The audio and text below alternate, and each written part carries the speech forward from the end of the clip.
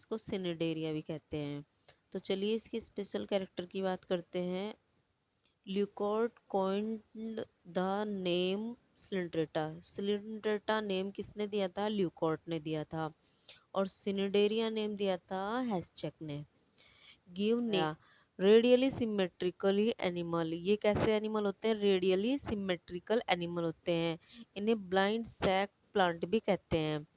इन्हें क्या कहते हैं? ब्लाइंड सैक प्लांट भी कहते हैं। Tissue level of body organisation.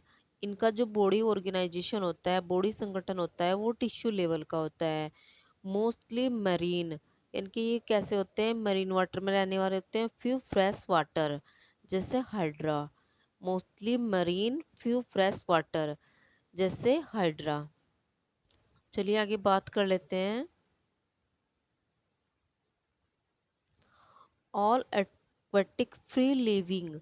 सारे एक्वेटिक कैसे होते हैं? फ्री लिविंग होते हैं। सम कमर्शियलिज्म, कॉलोनियल और सिंगल। ये कैसे होते हैं? कुछ कॉलोनियल होते हैं और कुछ सिंगल पाए जाते हैं। यानी कि समूह में रहने वाले भी होते हैं और ये एकल भी रहने वाले होते हैं।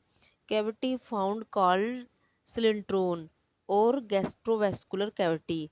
इसमें कैविटी कैसी पाई जाती है? सिलिंट्रोन। और उन हम क्या कहते हैं? गैस्ट्रोवेस्कुलर कैविटी भी इसको कहते हैं। बात करते हैं इसके बॉडी वाल की। बॉडी वाल कैसी होती है? डिप्लोब्लास्टिक होती है। Outer ectoderm, mesoglea. इसको जेली लाइक स्ट्रक्चर, ये कैसी होती है? एक जेली लाइक स्ट्रक्चर होती है। इनर एंडोडर्म, ये गैस्ट्रोडर्म भी कहते हैं इसको। इनर एंडोडर्म को हम क्या कहते हैं? गैस्ट्रोडर्म भी कहते हैं। आगे बात करते हैं। No head appendages. इसमें कोई, इसके हेड में कोई अपेंडेजेस नहीं होता। Mean no brain, central nervous system absent. इसके अंदर कोई ब्रेन नहीं होता और सेंट्रल नर्वस सिस्टम भी एब्सेंट होता है। Oral end mouth bear tentacles having nematoblast, सीनेडोब्लास्ट।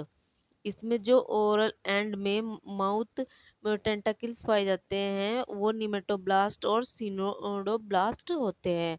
Mouth is surrounded by tentacles. जो इनका माउथ होता है वो टेंटाकिल्स के द्वारा घिरा रहता है।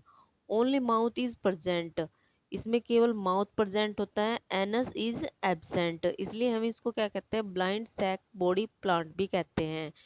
ब्लाइंड सैक बॉडी प्लांट भी कहते हैं। Characteristic features. इसका सबसे मेन कैरेक्टर है निमेटोसिस्ट ऑफ या स्टिंग सेल। इसमें क्या पाई जाती है? स्टिंग सेल पाई जाती है। ये क्वेश्चन अक्सर पूछा जाता है टीजीटी में कि निमेटोसिस्ट या स्टिंग सेल किस में पाई जाती है। तो आपको बताना है कि सिलिंड्रेटा का स्पेशल फीचर है ये स्टिंग सेल का होना। आगे देखते हैं, कर लेते हैं फंक्शन ऑफ निमेटोसिस्ट। निमेटोसिस्ट का क्या फंक्शन है?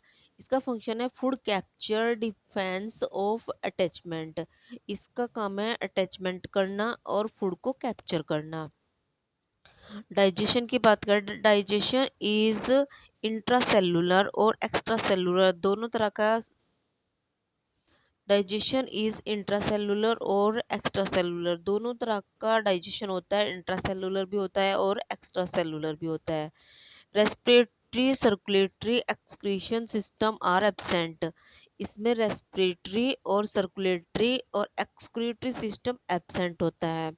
सेंस ऑर्गन की बात करते हैं। स्टेटोसिस्ट यानी कि जिनको हम टेंटाकुलोसिस्ट भी कहते हैं, ओसिलाई, ओल्फैक्टरी पिट्स, ये इसके क्या होते हैं? सेंसरी ऑर्गन्स होते हैं।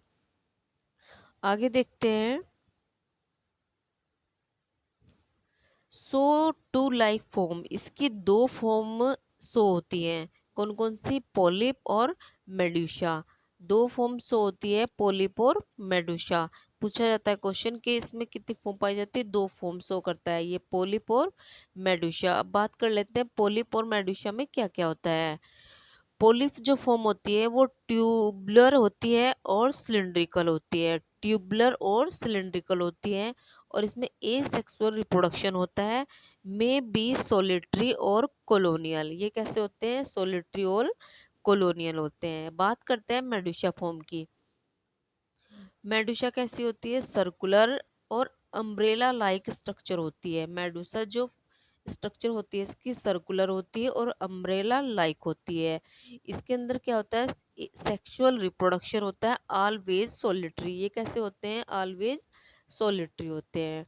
चलिए आगे देखते हैं। कॉलोनियल और सोलिटरी मेडुसा यानी कि पोलिप दोनों ही कैसे होते हैं?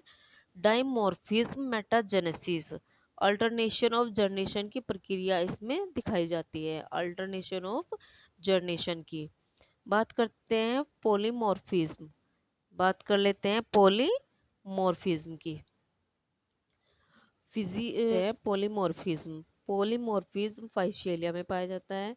इसको हम बोलते हैं Portuguese man of war. Portuguese man of war के नाम से भी जाना जाता है क्या? फाइसेलिया।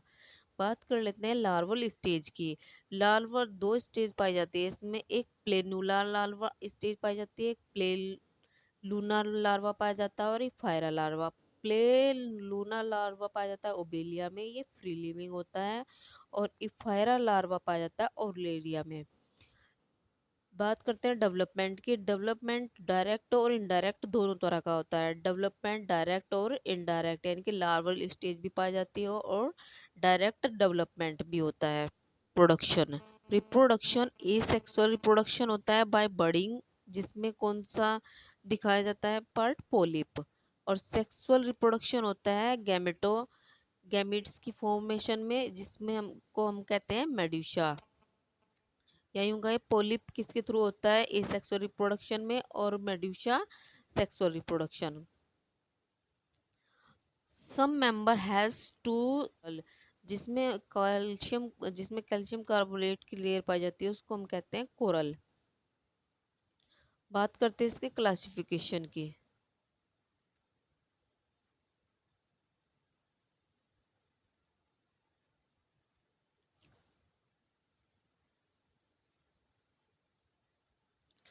बात करते हैं इसके classification on the basis of polyp और मेडुसा के आधार पर हम इसका क्लासिफिकेशन करते हैं। तीन तरह की क्लास है ये। हाइड्रोजोआ, साइफोजोआ और एंथोजोआ। साइफोजोआ हाइड्रोजोआ, साइफोजोआ और एंथोजोआ। साइफोजोआ में पोलिप और मेडुसा दोनों पाए जाते हैं। पोलिप और मेडुसा दोनों तरह का रिप्रोडक्शन पाया जाता है। ओबेलिया, हाइड्रा और फाइशियलिया इसके एग्जाम्पल है। ओबेलिया, हाइड्रा और फाइशियलिया। बात करते हैं साइफोजोआ की। साइफोजोआ में मेडुसा डोमिनेंट होता है। साइफोजोआ में मेडुसा डोमिनेंट होता है। इसका एग्जाम्पल है औरेलिया। औरेलिया क्या है? जेलीफिश भी कहते हैं इसको। ये लार्वा है इसका इफायरा। औरेलिया का लार्वा है इफायरा। एंथोजोआ में पोलिप डोमिनेंट होता है। सबसे बड़ी क्लास है ये एंथोजोआ। गैस्गोनिया, एडमेशिया, प्लेंटुला और कॉर्लियम, और इसको रेड ओरल भी कहते हैं, और मैट्रीडियम। ये इसका क्या है? ये इसके एग्जाम्पल हैं। चलिए आगे देखते हैं एक ट्रिक के आधार पर हम इसको याद करेंगे। सीलू हैदर के स्काई का अंत हो गया। सीलू हैदर के स्काई का अंत हो गया। स्लिंट्रेटा, हाइड्रोजोआ, साइफोजोआ और एंथोजोआ। इसकी क्या याद की हमने? कि आज की हमने स्पेशल फीचर। नेक्स्ट क्लास में नेक्स्ट टॉपिक की बात करेंगे। तो चलिए, अगर वीडियो आपको पसंद आई तो लाइक शेयर और सब्सक्राइब जरूर करें। मिलेंगे एक नई वीडियो में, तब तक के लिए नमस्कार। स्वस्थ रहिए, मस्त रहिए और यूपीटीजीटी के एग्ज़ाम की तैयारी करते रहिए। Thanks for watching.